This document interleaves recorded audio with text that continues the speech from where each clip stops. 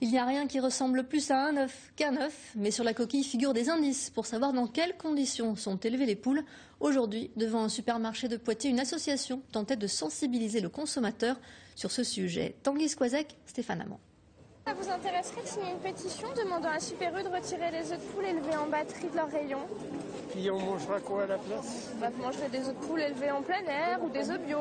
Les militants de L214 interpellent régulièrement les consommateurs sur la souffrance des animaux d'élevage. Cette fois, c'est une pétition en forme de carte postale qui sera adressée aux dirigeants de Système U. Il faut juste en fait signer, voilà. Et après, on renvoie ça au siège social de Super U. L'année dernière, ça a été fait avec Monoprix, toujours par l'association L214, donc dans toute la France, c'est national. Et ça a fonctionné. On a reçu beaucoup de signatures et du coup, le siège social de Monoprix a retiré ces œufs de leur rayon.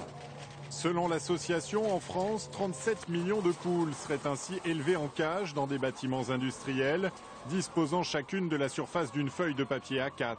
Des conditions souvent inconnues du grand public. Je suis scandalisé par la maltraitance des animaux. Ça fait plaisir. J'ai été élevée dans une ferme et puis c'est mieux quand elles se promènent dans la cour. Pour savoir à quel type d'élevage on a affaire, les codes 2 ou 3 FR sur la coquille indiquent que les poules n'ont jamais vu la lumière du jour, alors que 1 ou 0 FR correspondent à un élevage bio ou en plein air.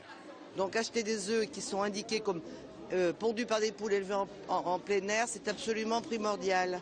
C'est une attention que tous devraient avoir avant d'acheter des œufs. On ne peut pas continuer à faire souffrir des animaux élevés de cette manière. Je pense aux poules, mais aux autres aussi, hein, les vaches, les cochons, c'est honteux.